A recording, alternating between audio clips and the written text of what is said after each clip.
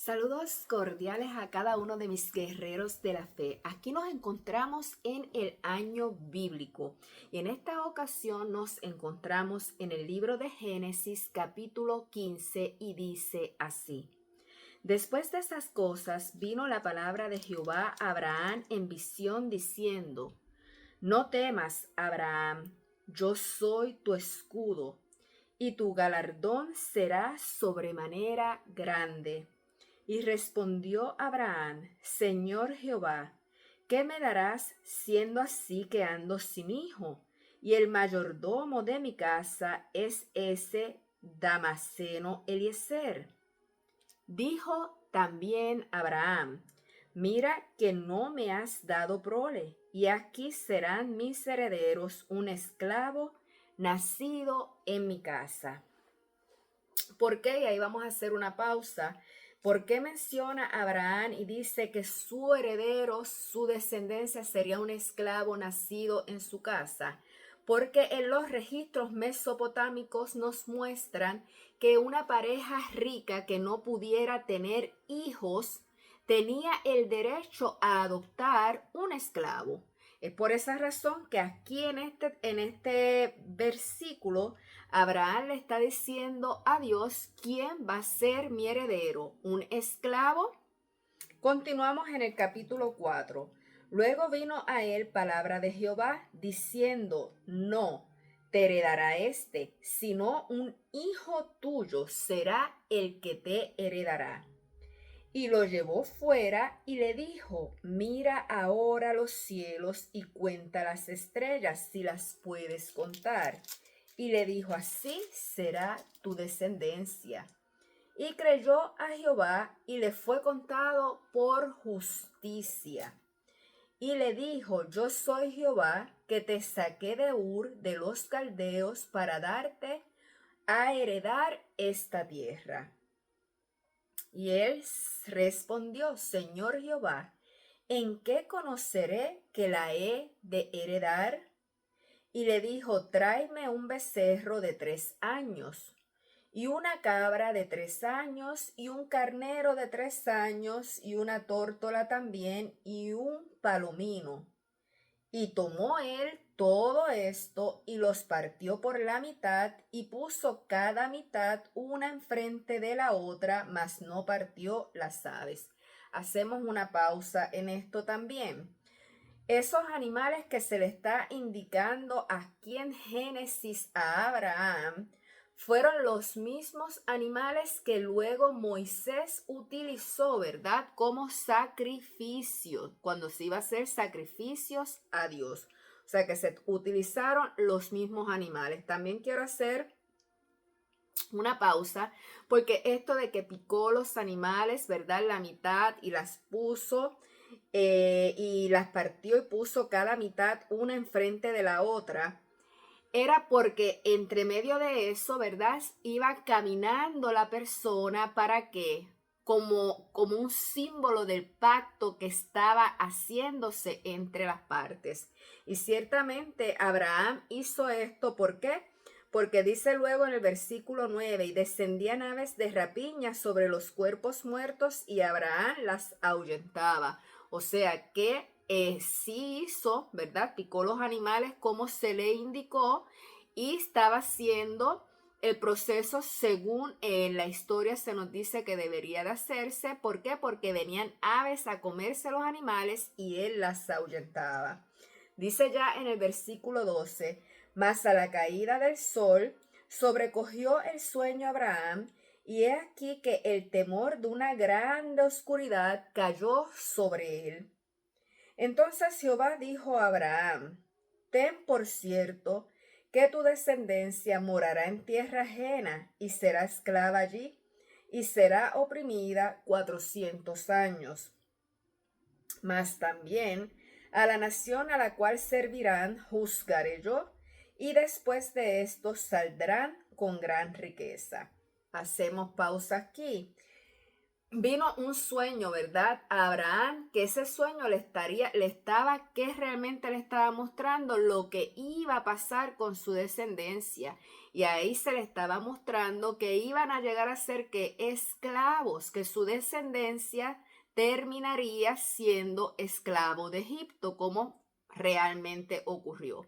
Vemos cómo su nieto Jacob le sirvió a su tío y luego, ¿qué pasó con José? Fue esclavo en Egipto. Y luego entonces toda la descendencia permaneció como esclavo de Egipto hasta que finalmente en el tiempo de Moisés es liberado Israel y sale entonces con gran riqueza.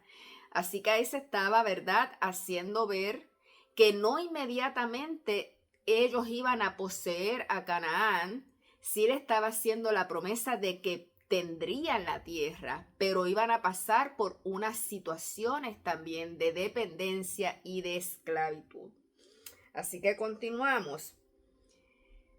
Como dije en el versículo 14, mas también a la nación a la cual servirán juzgaré yo, y después de esto saldrán con gran riqueza, y tú vendrás a tus padres en paz y serás sepultado en una buena vejez, cosa que así ocurrió. Abraham tuvo una vejez tranquila y en paz. Y en la carta generación volverán acá, porque aún no ha llegado a su colmo la maldad del amorreo hasta aquí. Y sucedió que puesto el sol y ya oscurecido, se veía un horno humeando y una antorcha de fuego que pasaba por entre los animales divididos. O sea que luego ya de que se le muestra esa visión, se ve un horno humeando y una antorcha de fuego que son símbolos de quién, de Cristo. O sea que Cristo estaba sellando ese pacto con Abraham de que su descendencia tendría esas tierras. No en ese momento, sí pasarían por unas situaciones, pero sería una descendencia grande y obtendrían esas tierras. En aquel día hizo Jehová un pacto con Abraham, diciendo: a tu descendencia daré esta tierra, desde el río de Egipto hasta el río grande, el río Éufrates, la tierra de los ceneos, los ceneseos, los cadmoneos, los eteos, los fereceos, los refaitas, los amorreos, los cananeos, los jerjeseos y los jebuseos. Así que vemos aquí, ¿verdad? Puntos importantes, la fe que tuvo Abraham. Abraham tuvo fe en lo que Dios le dijo. Los otros puntos que les fui narrando, ¿verdad? De el libro que nos muestra cómo no iban a tener la tierra inmediatamente, cómo iba a pasar un periodo de tiempo durante la descendencia de Abraham, y que muchos de la descendencia de Abraham terminarían siendo esclavos, pero como luego Dios le daría esas tierras a la descendencia de Abraham. Así que, como les mencioné, Jacob sirvió a Labán. Jacob, el nieto de Abraham, sirvió a Labán por varios años. José también fue esclavo en Egipto, y finalmente la descendencia de Israel fue esclava en Egipto por muchos años antes de que fueran liberados por Dios, utilizando, ¿verdad?, a Moisés en sus tiempos.